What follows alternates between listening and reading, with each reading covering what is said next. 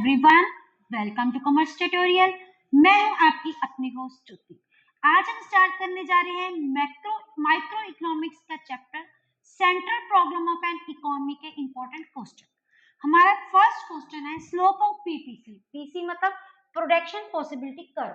जो हमारी production possibility curve होती है वो क्या होती है, कुछ इस वे से होती है और इसको हम क्या बोलते हैं, कौन सी शेप बोलते हैं, that is concave two point of origin. और ये जो शेप है डिपेंड किस पे करती है, हमारी MRT, that is marginal rate of transformation. और ये अलग अलग कंसेप्ट होते हैं, अलग अलग कंडीशंस में जो हमारी पीपीसी की कर्व है उनकी जो शेप्स है डिफरेंट डिफरेंट वे में होती है। जैसे हमारी पीपीसी की कर्व 3 टाइप्स की हो सकती है। It can be concave to the point of origin. Concave to the point of origin किस कंडीशन में होती है, जब हमारी MRT that is margin rate of transformation क्या होती है, कंटिन्यूअसली इंक्रीजिंग होती है। और हमारी जो पीपीसी की कर्व है it can B convex two point of origin. इस शेप को क्या बोलते हैं, कन्वेक्स। इसको बोलते हैं कनकेव, इसको क्या बोलते हैं, convex to the point of origin. ये किस केस में होती है, जब हमारी MRT that is marginal rate of transformation जो होती है वो क्या होती है, कंटिन्यूअसली डिक्रीज होती है। और हमारे पीपीसी कर्व एक कंडीशन में स्ट्रेट लाइन भी हो सकती है। ये किस पे डिपेंड करती है, जब हमारी MRT क्या हमेशा रहती है, कांस्टेंट रहती है। नेक्स्ट हमारा क्वेश्चन है how to produce is related to.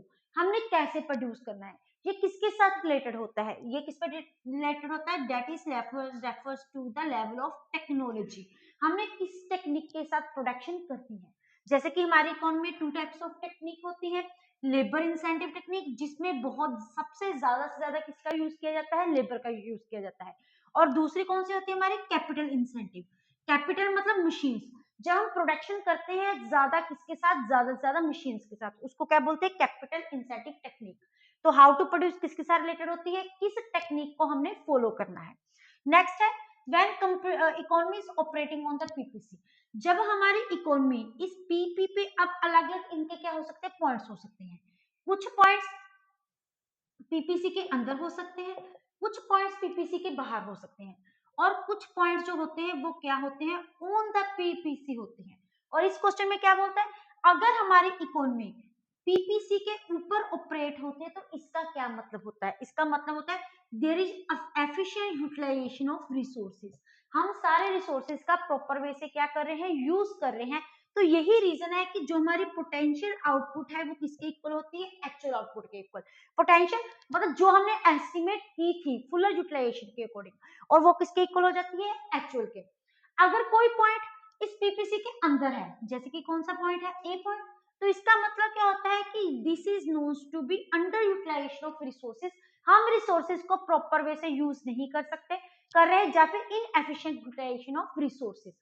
अगर कोई भी पॉइंट पीपीसी के बाहर होता है तो उसका क्या मतलब होता है, अनअटेनेबल, कि उन रिसोर्सेज को हम अचीव नहीं कर सकते। क्योंकि जो पीपीसी कर्व है वो किसको शो करती है, it shows the combination of two goods which can be produce with limited income and efficient utilisation of resources. अगर हमें ये वाले कॉम्बिनेशन को अचीव करना है तो उस पर्पस के लिए हमें अपने रिसोर्सेज मतलब मनी को भी क्या करना पड़ेगा, इंक्रीज करना पड़ेगा। नेक्स्ट क्वेश्चन है इंक्रीज ऑफ रिसोर्सेज। अगर हमारे पास रिसोर्सेज इंक्रीज हो जाते हैं, पहले हमारे पास कितने रिसोर्सेज थे, इतने थे, तो हमने बीपीसी क्या ड्रॉन कर ली, एबी। अब रिसोर्सेज इंक्रीज हो जाएंगे, जिसके कारण जो हमारी पीपीसी कर्व है it will be shift towards the right. वो कहां पे शिफ्ट हो जाएगी, राइट की तरफ शिफ्ट हो जाएगी। नेक्स्ट है रोटेशन ऑफ पीपीसी। अब एक तो होती है शिफ्टिंग। शिफ्टिंग का मतलब क्या होता है, जब एक पीपीसी से किस पे शिफ्ट कर जाते हैं, दूसरे पीपीसी पे क्या कर जाते हैं, शिफ्ट कर जाते हैं। लेकिन अगर रोटेशन हो, रोटेशन का मतलब क्या होता है, एक पॉइंट पे हम सेम पीपीसी पे रहते हैं और दूसरे पॉइंट से आगे की तरफ क्या बोल जाते हैं, शिफ्ट कर जाते हैं। रोटेशन ये यहां से भी हो सकती है, रोटेशन यहां से भी हो सकती है। रोटेशन किस केस में हो जाती है, उस केस में हो जाती है जब लेवल ऑफ टेक्निक क्या हो जाती है, इंक्रीज हो जाती है। जब हमारे काम करने की टेक्निक इंक्रीज हो जाती है, टेक्नोलॉजी इंक्रीज हो जाती है, जिसके कारण हम प्रोडक्शन ज्यादा कर जाते हैं विद द अवेलेबल रिसोर्सेज। अब इसका मतलब यहाँ पे कौन से प्रोडक्ट है, वाई, यहाँ पे कौन सा एक्स। इट मीन्स एक्स के जो प्रोडक्ट की जो हमारे रिसोर्सेज है वो क्या हो चुके हैं, एफिशिएंट हो चुके हैं, वो इंक्रीज हो चुके हैं। अगर हमारी रोटेशन वाई की तरफ हो जाएगी तो इसका क्या मतलब हो जाएगा, कि जो हमारे वाई गुड्स के जो हमारी टेक्नोलॉजी है वो क्या हो चुकी है, एफिशिएंट हो जाती है पहले से ज्यादा। नेक्स्ट है इनएफिशिएंट कॉम्बिनेशन, ये हम ऑलरेडी देख चुके हैं। इनएफिशिएंट कॉम्बिनेशन कौन से होते हैं, जो कि हमारे पीपीसी के क्या होते हैं, अंदर होते हैं, जैसे कि पॉइंट ए। और एफिशिएंट कॉम्बिनेशन कौन से होते हैं, जो कि पीपीसी के ऊपर लाइबल करते हैं, that is D, F and G. ये हमारे पास कितने पॉइंट्स है, 3 पॉइंट्स है। और जो पीपीसी के बाहर होते हैं वो कौन से कॉम्बिनेशन हो जाते हैं, अनअटेनेबल, जिसको हम अटेन नहीं कर सकते। नेक्स्ट अपना क्वेश्चन है फॉर हुम टू प्रोड्यूस, हम किसके लिए प्रोडक्शन कर रहे हैं, ये किस पर डिपेंड कर रहा है कि जो प्रोडक्शन हो रही है वो किस डिस्ट्रीब्यूशन ऑफ इनकम के अंदर हो रही है, कि हम जब अगर हम रिच क्लास के लिए प्रोडक्शन कर रहे हैं कि हम पुअर क्लास के लिए प्रोडक्शन कर रहे हैं। तो अगर रिच क्लास के लिए प्रोडक्शन कर रहे हैं तो हमारा मेन मोटिव क्या होता है, प्रॉफिट इंक्रीज करना। अगर हम अगर हम पुअर क्लास के लिए प्रोडक्शन कर रहे हैं तो हमारा मेन मोटिव क्या होगा, सोशल वेलफेयर प्रोवाइड करना। अगर हम रिच क्लास के लिए कर रहे हैं तो हमारा मेन मोटिव क्या होगा, to increase the profit. Next है what do you mean by economic problems, economically problems क्या होती हैं, it refers to allocation of resources, अपने रिसोर्सेज को हमने क्या करना है, एलोकेट करना है विद लिमिटेड यूज, जिनके क्या होते हैं, लिमिटेड यूज करते हैं to satisfy our unlimited wants. Human की वांट्स हमेशा क्या होती है, लिमिटेड होती है, लेकिन उसको सेटिस्फाई करने के लिए रिसोर्सेज क्या होते हैं, लिमिटेड होते हैं, मतलब मनी क्या होती है, लिमिटेड होते हैं। वो अपने सारी प्रॉब्लम्स को क्या कर सकता है, सेटिस्फाई नहीं कर सकता। इसी के कारण जो हमारी प्रॉब्लम अराइज होती है उसको क्या बोलते हैं, इकोनॉमिक प्रॉब्लम।